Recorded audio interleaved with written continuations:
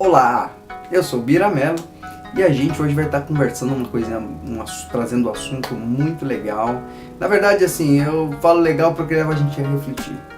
Nós que somos pessoas que conhecemos a pessoa da verdade, a gente tem que pensar um pouquinho naquilo que a gente vive, naquilo que a gente escolhe ver na internet ou ouvir, né? A Bíblia diz: quem verá a face do rei? Aquele que fecha os ouvidos para não ouvir falar o mal, aquele que fecha os olhos para não ver o mal, né? Aquele que tapa a sua boca para não falar maldades, né? Não falar de sangue, não falar maldades. Então a gente subentende que a palavra de Deus diz que a gente tem que ser pessoas que realmente se colocam em um plano diferente, com postura diferente. Isso é muito importante, você ser escolhido. Eu acho muito interessante a ideia de santidade. Eu vou pregar muito, durante todos os anos que eu dei apoio a igrejas, eu ouvia muito falar de santidade. Mas uma santidade que não tem a ver com Cristo. É uma santidade opressiva, obrigatória, uma santidade que diz não peque. E eu fiquei pensando, cara, se essa santidade significa eu não pecar, então jamais serei santo. E isso me levou a refletir durante muito tempo, principalmente o jovem, né? Você jovem aí que não entra nem perna de mesa, né? Que é futuriçado, você é a menininha que fica desesperada porque quer viver um tempo novo, conhecer coisas novas com aquelas suas amigas da escola ou aquela sua vizinha, né? Fica na sua cabeça, que isso, agora hoje em dia é graça, vamos viver. E de repente, quando você se depara com a ideia de santidade, você fica totalmente assustado. Por quê? Porque é uma ideia opressiva, de um Deus opressivo que cobra a gente. E eu comecei a pensar um pouquinho sobre isso. Eu falei, cara, se for pra ser santo desse dia, eu não vou conseguir, porque eu não vou conseguir não pecar, por mínimo que nós pecamos. E aí eu entendi um pouco sobre ser santo, essa ideia de santidade, e foi muito legal descobrir que ser santo significa ser separado. Eu, como você, como um peregrino nessa terra, a ideia de ser santo significa você não ser daqui. Isso não significa que você não vai cometer equívocos, que você não vai cometer, mas como diz no livro de 1 João, graças te dou, Senhor, porque se eu erro, eu tenho um advogado diante do Pai, advoga minha. Graças a Cristo ter se entregado na cruz, porque o sangue dele realmente é poderoso para me purificar. Quando eu cometo meus equívocos, o desejo do meu coração por ser alguém separado para Deus tem que ser: Pai, eu quero ter o mesmo sentimento que você tem com relação ao pecado. Eu peco, mas não tenho prazer nele. E isso é ser santo, que isso começou a se definir para mim. E eu achei isso muito legal e eu quero compartilhar isso com você, porque essa semana eu vi uma ideia que eu fico um pouco assustado, porque a gente muitas vezes não tem a noção, a gente esquece um pouco das coisas de quem somos sem Deus e que não seremos. Eu creio assim, mais, né, essa ideia de conhecer a pessoa da verdade e ser grato a Deus pelo que a gente fez, e nunca esquecer de um fator muito importante que a Bíblia fala que nos conecta, que é a misericórdia. Essa semana eu estava no meu trabalho e de repente um rapaz chegou pra mim e disse assim: eu comecei a ouvir um assunto dentro do meu trabalho dizendo: vai fazer a unha, Fabiola? Fabiola vai fazer a unha? Eu fiquei pensando, o que esses caras estão falando, né? Não entendi, não estava inteirado, porque pelo menos nos grupos que eu tenho no celular e tal, sou o pessoal da igreja, é o círculo que vivemos, né? De pessoas diferentes, e não havia esse assunto. Mas para minha surpresa, quando eu abro o WhatsApp, na verdade ali havia uns comentários assim, eu quis perguntar: o que esse negócio de Fabiola vai fazer a unha? E eu descobri que era uma moça lá no estado de Minas Gerais, né, que foi porque o marido pegou ela na entrada de um hotel, né, com o melhor amigo dele, e as pessoas usando a criatividade para uma avalanche de acusações, de deboches, de opiniões maldosas. E eu olhei para aquilo e até falei: poxa, mas o pessoal que não conhece a Cristo, a ideia é essa, né?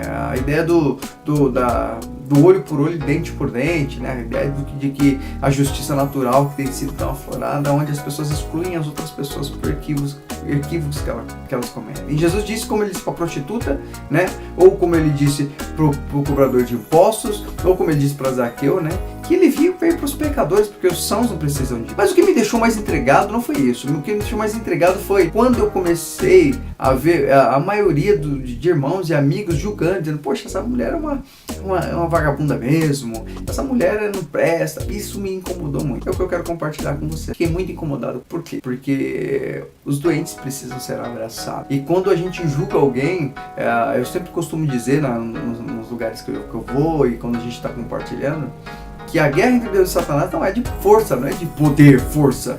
Porque Deus é todo poderoso. Satanás já foi vencido na cruz. Mas a guerra que tem existido é uma guerra de direito. Como isso, Bira? O que tem a ver guerra de direito? Sim, é uma guerra de direito. Se você der direito a Satanás, as tentações é uma forma que ele tenta você, ele promove, ele cutuca você para que você dê a ele o direito dele poder entrar na tua vida. E por isso que o pecado serve para isso hoje. Quando você comete algum equívoco que você não se arrepende, fatalmente Satanás tem direito de tocar na tua vida, de tocar na vida das pessoas. Mais uma vez eu vou dizer, graças a Deus e nosso Senhor Jesus Cristo, que quando antigamente esperava-se matar um cordeiro, esperava-se muito tempo para que pudesse pedir perdão. Hoje, instantaneamente, você cometeu o equívoco e você olha para dentro de você e diz, Pai, me perdoa. Te agradeço, Senhor, me lava com teu sangue. E naturalmente esse perdão é recebido. Só que Jesus ele veio provar isso, que era uma questão de direito. E ele, não cometendo pecado, a Bíblia fala que o salário do pecado é a morte, ou seja, o pagamento do pecado. Só que Jesus não pecou e foi cobrado esse salário. Por isso deu a ele o direito de perdoar todo aquele que crê. Eu fui perdoado, você foi perdoado. Nossos irmãos que eu vi lá nos noticiários, fomos perdoados. Por que será que a gente aponta tanto e massacra, entra na onda da galera, né, do momento, da vibe do momento e começa a pressionar as outras pessoas? Meu desejo de compartilhar com você hoje é que você fique muito atento com o que você e com quem que você curte, a ideia que você leva adiante, porque essa moça, a Fabiola, cometeu um equívoco, ela cometeu um erro. Será que ela conhece a verdade? Será que ela já conheceu um dia? Independente, nós somos aqueles embaixadores que levam uma mensagem do seu rei, do seu Senhor, num reino diferente. E esse reino ele é cheio de misericórdia. Então o que tem que ser transmitido por mim e por você, conhecemos a verdade e amor. Encontraremos muitas Fabiolas,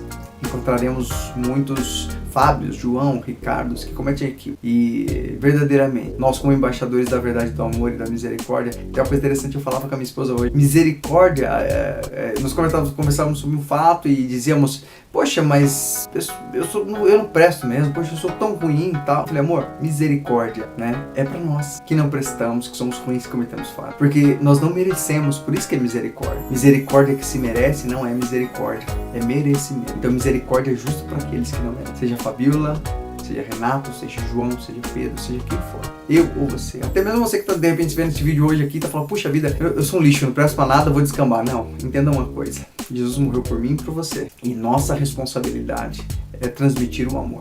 E não pra pagar essas... Porque o mundo tá aí.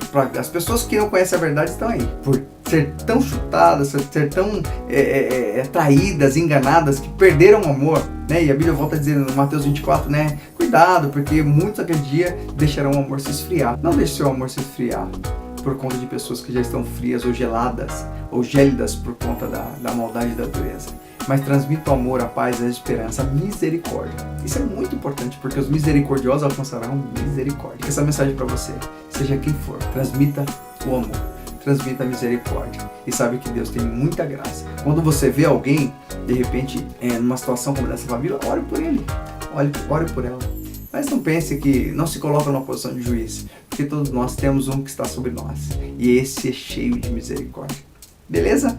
Essa é a mensagem que eu fiz essa semana, e a gente vai continuar aí trocando uma ideia sobre fatos, sobre a verdade, sobre o meu ponto de vista segundo Deus, e eu deixo essa mensagem para você. Graça que se cobra não é graça, é dívida. Por isso que Jesus nos alcançou com misericórdia e graça. Beleza? Vamos trocando aquela ideia, vamos compartilhando sobre isso aí, e a gente segue aqui juntinho. Beleza? Até a próxima.